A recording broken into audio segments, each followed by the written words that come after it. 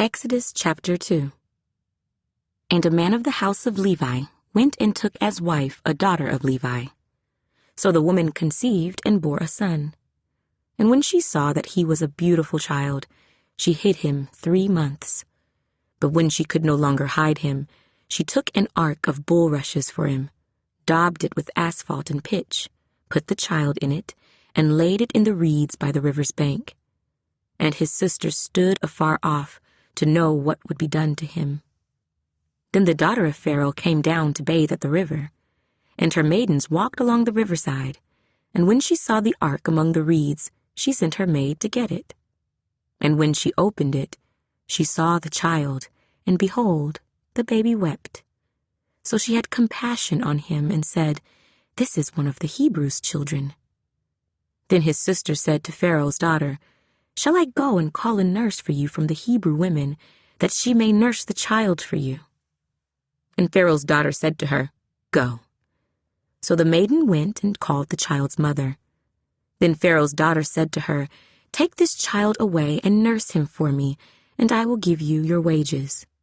So the woman took the child and nursed him. And the child grew, and she brought him to Pharaoh's daughter, and he became her son.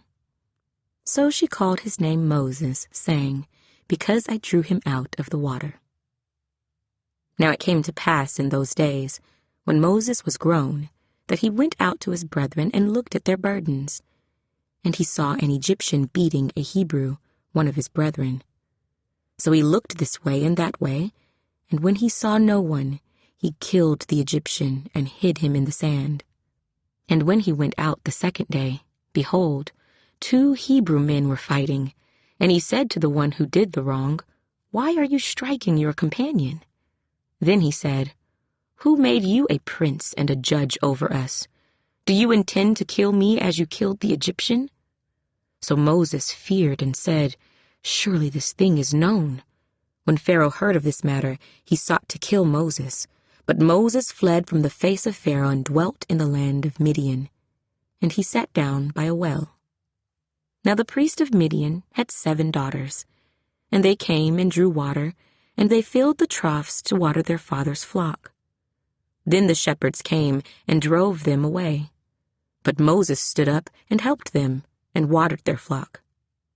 When they came to Reuel, their father, he said, "How is it that you have come so soon today?" And they said, "An Egyptian delivered us from the hand of the shepherds, and he also drew enough water for us and watered the flock."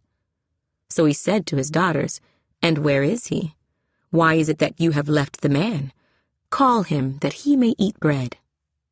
Then Moses was content to live with the man, and he gave Zipporah his daughter to Moses. And she bore him a son. He called his name Gershom, for he said, "I have been a stranger in a foreign land." Now it happened in the process of time that the king of Egypt died. Then the children of Israel groaned because of the bondage, and they cried out, and their cry came up to God because of the bondage. So God heard their groaning, and God remembered his covenant with Abraham, with Isaac, and with Jacob. And God looked upon the children of Israel, and God acknowledged them.